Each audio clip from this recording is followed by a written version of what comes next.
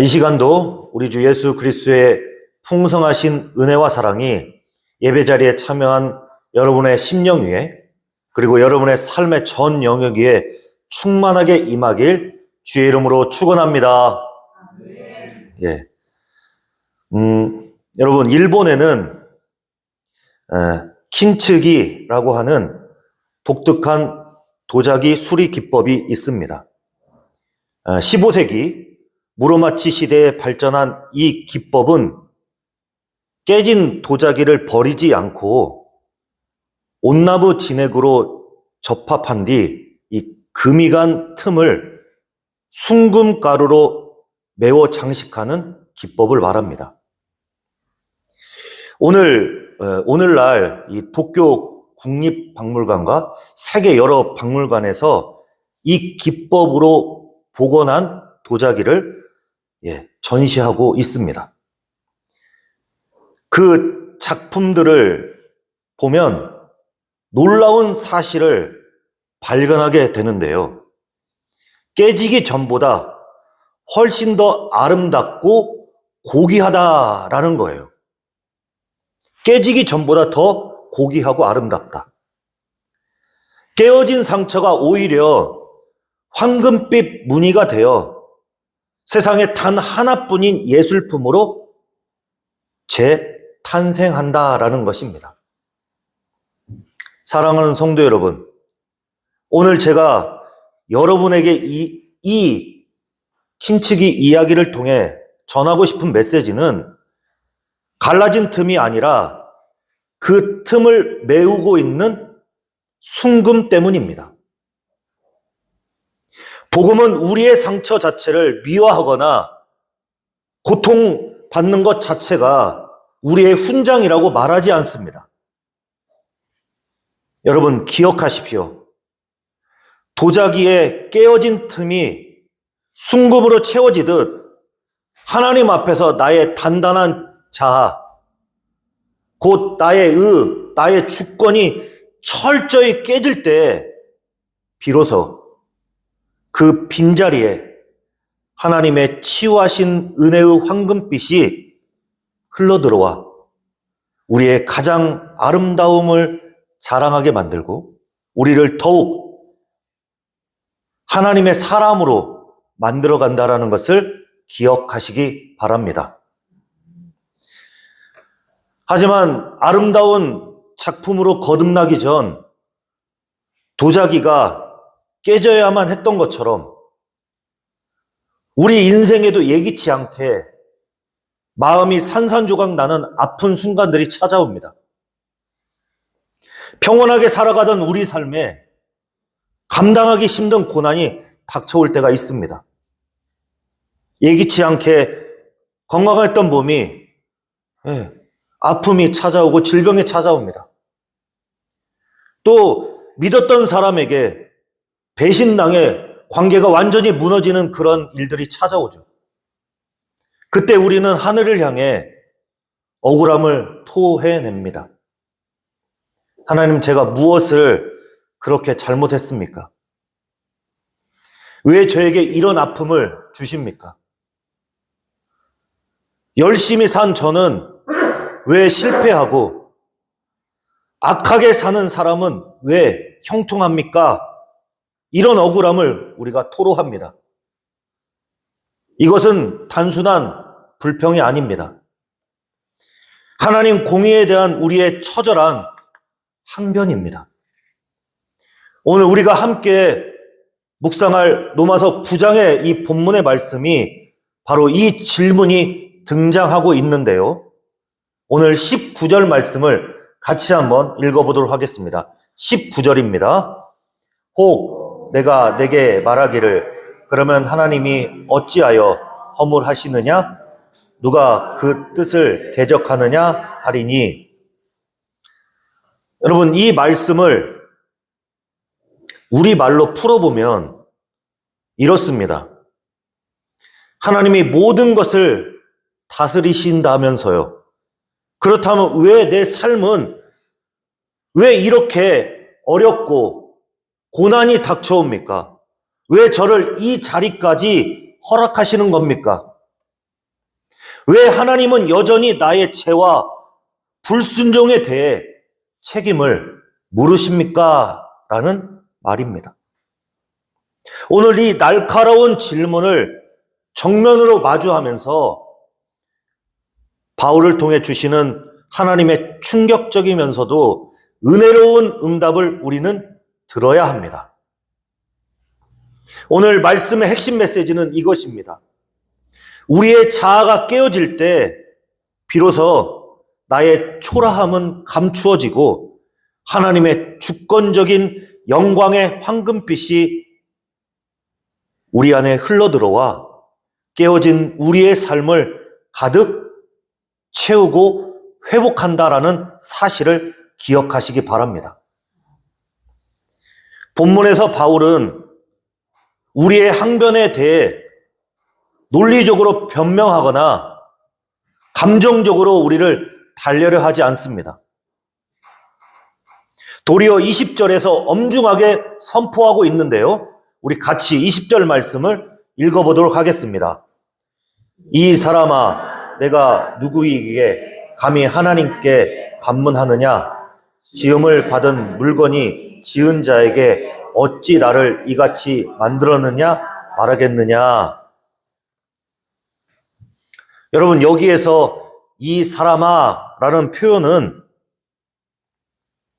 상대방의 신분이나 지위와 상관없이 한낱 피조물이라는 그런 존재론적인 위치를 일깨우는 호칭의 말입니다. 천하를 호령하는 황제이든지 아니면 길가의 무일푼의 거지이든지 창조주 하나님 앞에서는 모두 다 똑같이 피조물이라는 사실을 선언하는 아주 엄숙한 말씀이에요. 우리는 하나님 앞에 피조물이라는 사실을 얘기하고 있는 거예요.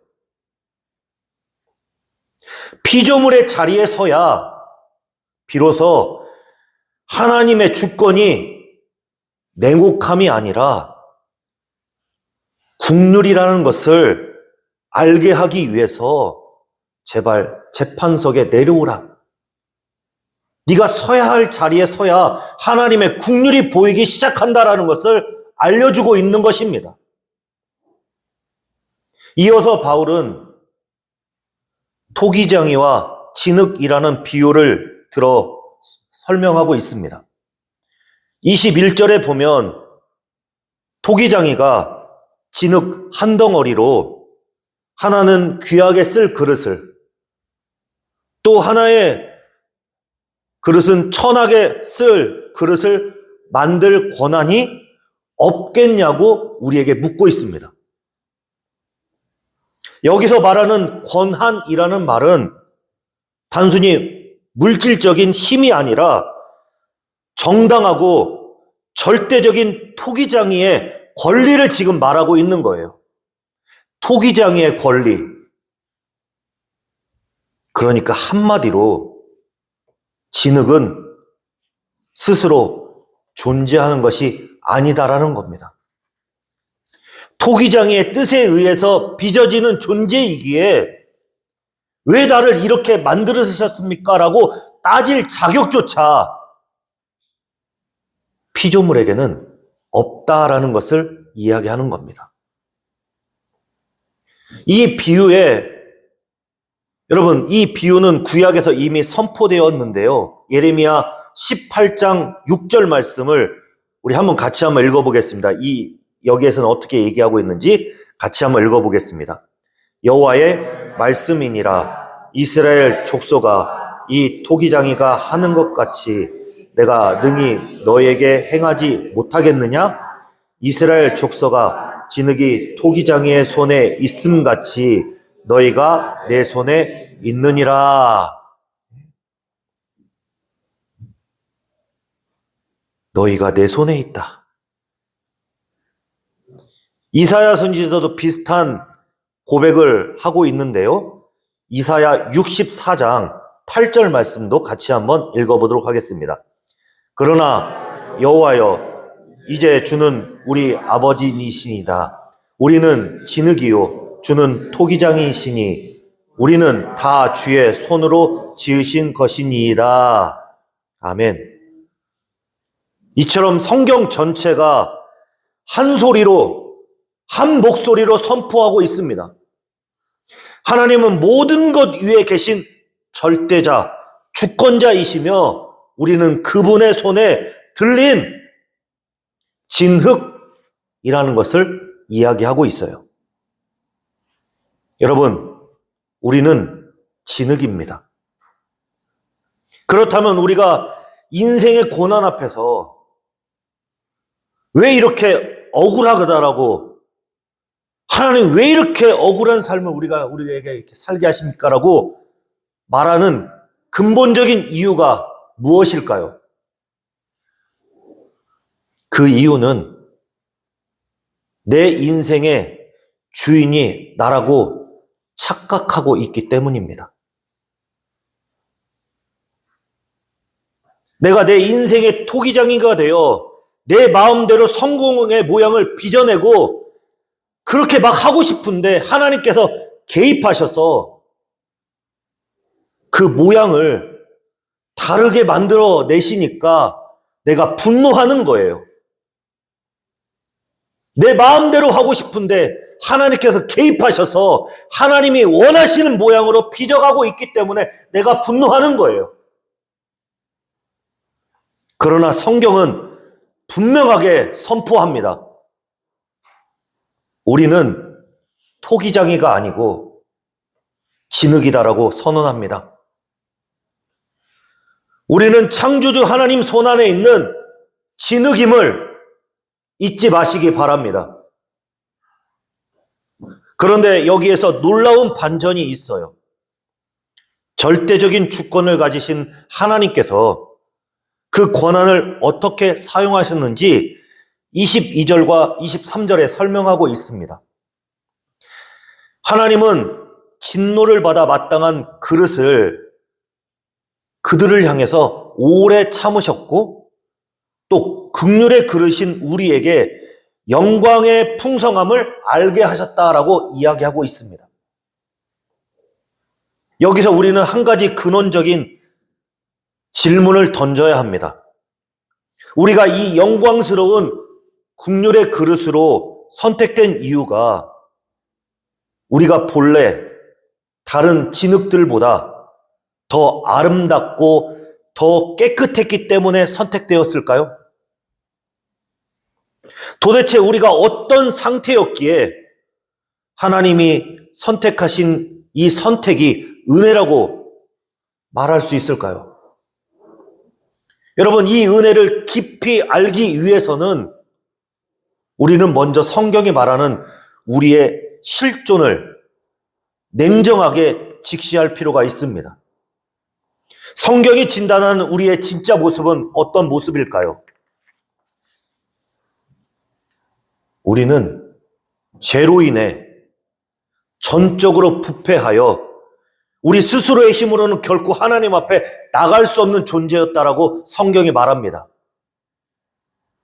에베소서 2장 1절에 우리의 본래 상태를 뭐라고 얘기하냐면 허물과 죄로 죽었다라고 선언합니다. 우리가 허물과 죄로 죽었대요. 우리가 조금 흠집난 정도가 아니라 영적으로 완전히 깨어졌고 죽어 있었던 존재였다라고 이야기하는 거예요. 다시 말해 우리는 본래 깨진 채로 버려져야 마땅할 진흙 덩어리였다라는 것이었던 거예요. 진흙 덩어리였어요. 하나님께서 폐기하셔도 뭐라고 얘기할 수 없는 그런 존재였다라는 겁니다. 그러므로 하나님이 우리를 의롭다 하시는 근거는 우리 안에서 발견되는 무엇이 아니라 바로 예수 그리스도의 의와 보혈 때문임을 기억하시기 바랍니다. 하나님은 우리를 살릴만 해서 살린 것이 아니라 독생자 예수 그리스도 때문에 우리를 살리셨던 거예요. 이처럼 폐기 처분되어 마땅한 우리를 창조주 하나님께서 버리지 않으시고 국률의 그릇으로 우리를 택하여 빚으셨던 것입니다. 내가 남보다 선해서가 아닙니다. 내가 자격이 있어서가 아닙니다. 내가 다른 사람들보다 뛰어나서도 아닙니다. 에베소서 2장 8절 9절이 이렇게 우리를 확증해 주고 있는데 같이 한번 에베소 2장 8절 9절을 읽어보도록 하겠습니다. 너희는 그 은혜에 의하여 믿음으로 말미암아 구원을 받았으니 이것은 너희에게서 난 것이 아니요 하나님의 선물이라. 행위에서 난 것이 아니니 이는 누구든지 자랑하지 못하게 함이라. 아멘. 여러분, 우리의 믿음조차도 우리에게서 난 것이 아니라 하나님께서 주신 선물입니다. 오직 토기장의 주권적인 선택, 곧 조건 없는 은혜를 우리가 받은 거예요. 우리는 이 진리를 깨닫는 순간 하나님 왜 저입니까? 라는 불평이 아니라 도대체 왜 저 같은 죄인을 살리셨습니까? 라는 이 감격의 눈물과 고백을 해야 하는 것입니다. 무엇보다 우리 자아가 깨져야 비로소 이 은혜가 보이기 시작하는 것임을 기억하시기 바랍니다. 그리고 하나님의 주권적인 살리심이 실제 구원 역사 속에서 어떻게 나타났는지 여러분 바울이 30절 말씀에 매우 역설적으로 설명하고 있는데 여러분 의로움을 얻기 위해서 율법을 정말 열심히 지키며 죽어라 달려온 이스라엘은 하나님 역사 속에서 실패했고 아무런 자격 없이 그냥 살아왔던 이방인들은 의로움을 얻게 되었어요. 열심히 노력한 사람은 실패했고 자격 없는 사람이 상을 받았으니 그렇다면 하나님은 불공평한 분이실까요? 절대로 아닙니다. 바로 32절이 그 핵심을 설명하고 있는데 자, 우리 32절 말씀을 같이 한번 읽어보도록 하겠습니다. 어찌 그러하냐? 이는 그들이 믿음을 의지하지 않고 행위를 의지함이라. 부딪힐 돌에 부딪혔느니라. 여러분, 이스라엘의 실패의 원인, 열심히 부족해서가 아니었습니다. 그들은 자기들의 노력, 자기들의 행위, 자기들의 공로를 의지했던 거예요. 내가 이만큼 율법을 지켰으니 하나님 나를 인정해 주셔야 합니다라고 그렇게 하나님 앞에 의기양양하게 나갔던 그들의 태도였던 거예요. 율법이 악해서가 아닙니다. 율법은 거룩합니다. 다만 율법은 우리를 의롭게 만드는 도구가 아니라 우리의 죄를 드러내는 여러분 거울일 뿐이에요. 의로움은 율법의 행위로 얻는 것이 아니라 오직 믿음으로 말미암아 예수님께서 주시는 선물임을 여러분 본문이 이야기하고 있는 거예요. 바로 그 길목에 하나님께서 거대한 돌 하나를 두셨다라고 얘기하고 있어요. 바로 시온에 두신 돌, 바로 예수 그리스도이십니다. 여러분, 예수님께서 모든 인간에게 두 가지의 의미로 다가오고 계셔요. 여러분, 여기에서 우리는 잘 들어야 됩니다. 예수님께서 모든 인간에게 두 가지의 의미로 다가오시는데 여러분, 먼저 자신의 의로움을 뽐내며 그냥 고개를 쳐들고 달려오는 사람들에게는 예수님은 거친 돌, 바로 걸림돌이 되신다라고 얘기하고 있어요. 그러니까 십자가는 우리의 자존심을 박살냅니다. 너의 노력으로는 안 된다. 너는 전적으로 무능하다. 오직 은혜로만 가능하다라고 십자가가 선언하고 있기 때문이에요. 그래서 자기 행위를 의지하는 자는 이 십자가의 돌에 걸려서 넘어지고 깨어집니다. 여러분, 베드로전서 2장 6절에서 8절 말씀을 같이 한번 읽어볼까요? 뭐라고 얘기하고 있는지? 성경에 기록되었으되 보라 내가 택한 보배로운 모퉁이 돌을 시온에 두노니 그를 믿는 자는 부끄러움을 당하지 아니하리라 하였으니 그러므로 믿는 너희에게는 보배이나 믿지 아니하는 자에게는 건축자들이 버린 그 돌이 모퉁이의 머릿돌이 되고 또한 부딪히는 돌과 걸려 넘어지게 하는 바위가 되었다 하였느니라. 그들이 말씀을 순종하지 아니함으로 넘어지나니 이는 그들을 이렇게 정하신 것이라. 예, 여러분 보세요.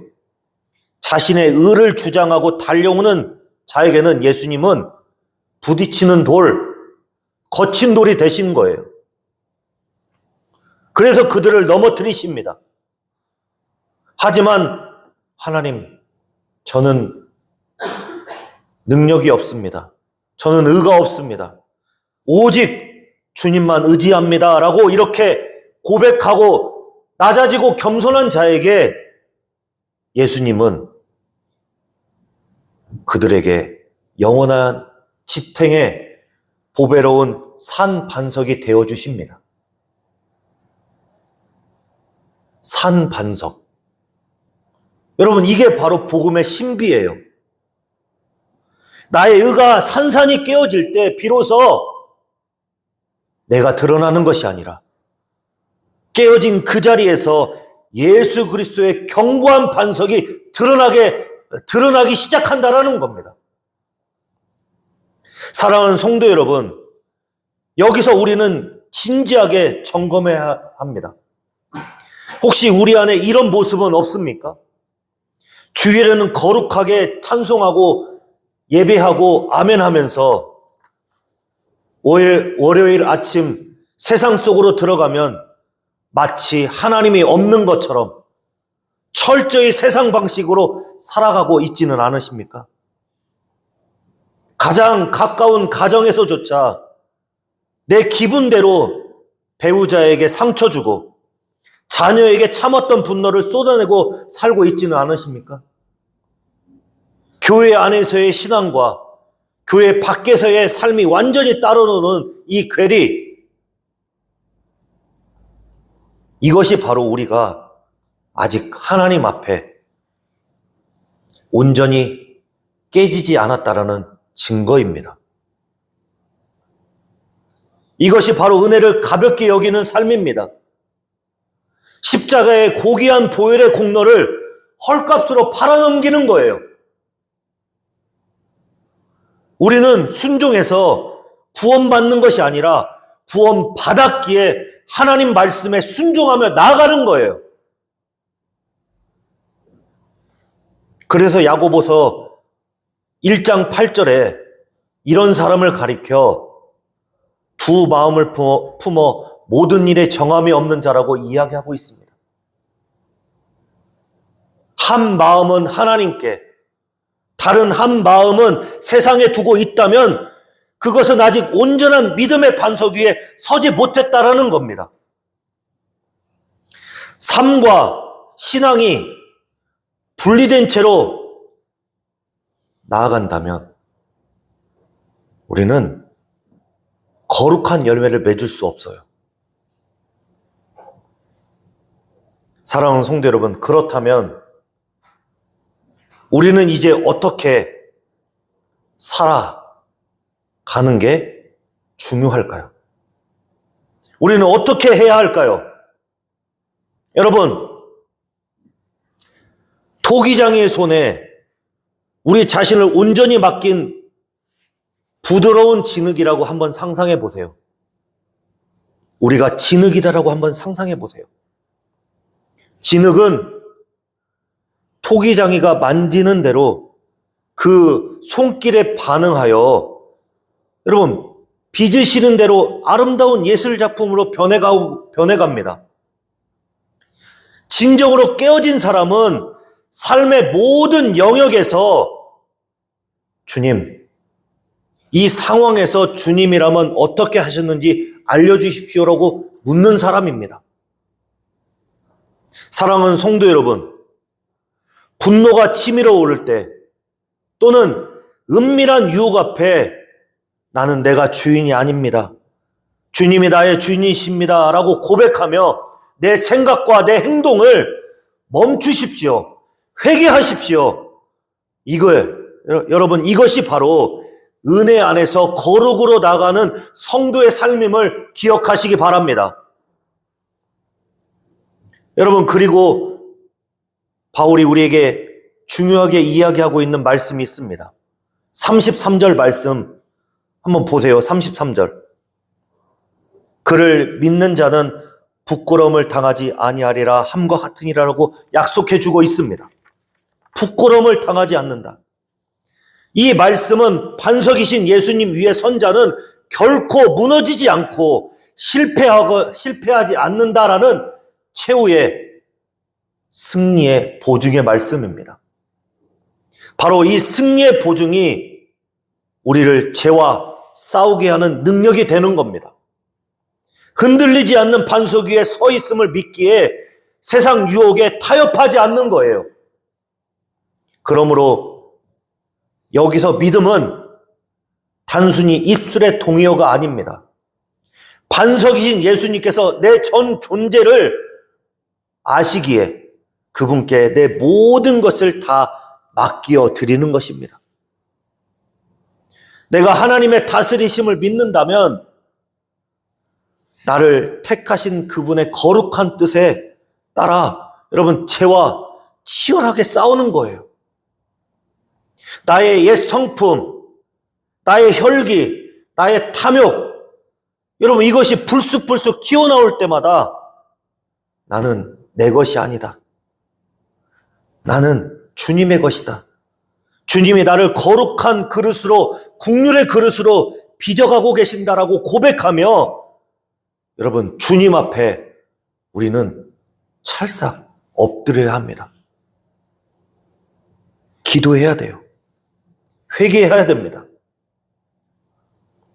여러분 진짜 아파서 수술대에 올라본 사람은 압니다. 썩은 환부를 도려내지 않으면 살 수 없는 것을 알아요. 우리의 영혼도 마찬가지입니다.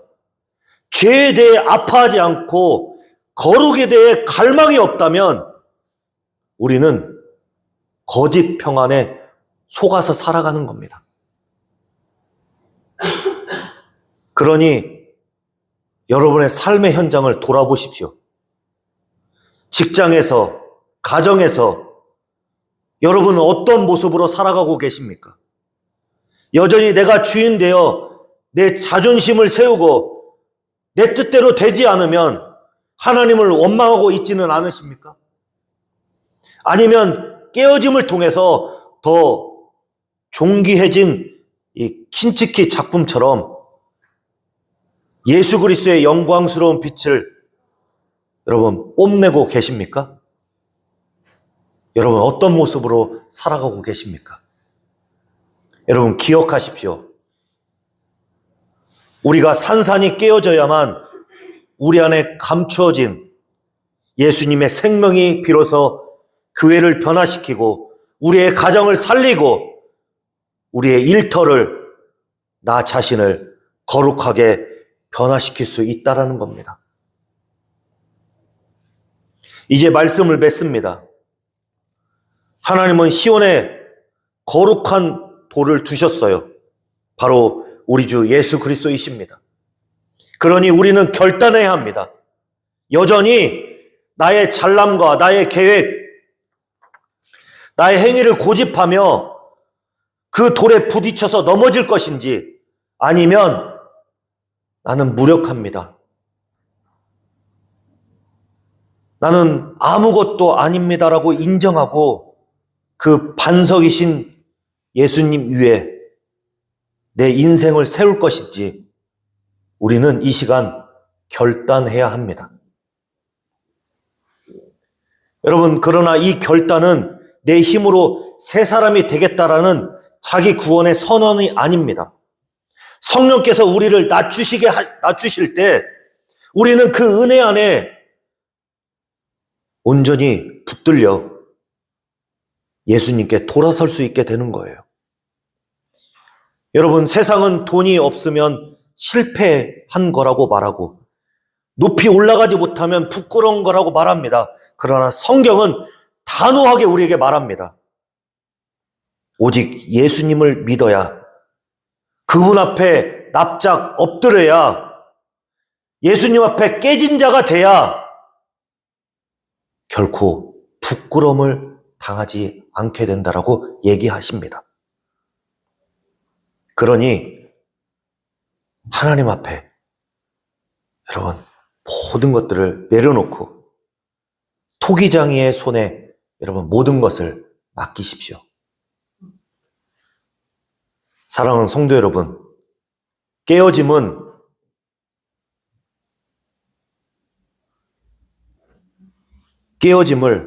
두려워하지 마십시오. 깨어지는 것 이 자체에 부끄러움이 있는 게 아닙니다. 오히려 내가 산산이 부서져서 오직 주님께 모든 것을 맡길 때 그 안에서 주님의 은혜가, 이 치유의 은혜가 더 빛나고 주님의 생명이 드러나게 되는 것입니다. 그래서 여러분, 이번 한 주간, 아니 매일 아침마다 이렇게 기도하십시오. 주님, 오늘도 저를 빚어주시고 주님의 원하는 방식대로 만들어 주십시오라고 기도하십시오. 또한 내 뜻대로 되지 않는 상황을 만날 때 원망 대신 주님, 이 안에 주님의 뜻이 무엇인지 알게 해주십시오라고 먼저 여쭈십시오. 내 안에 죄가 발견될 때 덮으려 하지 말고 주님 앞에 엎드려 회개하십시오. 그때 위대하신 토기장이신 하나님께서 깨어진 우리 인생의 조각들을 모아 예수 그리스도의 보혈로 그것을 다 이어 붙이시고 세상에 무엇보다 아름답고 견고한 국률의 그릇으로 우리를 빚어내실 것입니다. 이 거룩한 삶으로 하나님께 영광을 돌리며 복된 성도로 살아가는 저와 여러분 되길 주의 이름으로 축원합니다.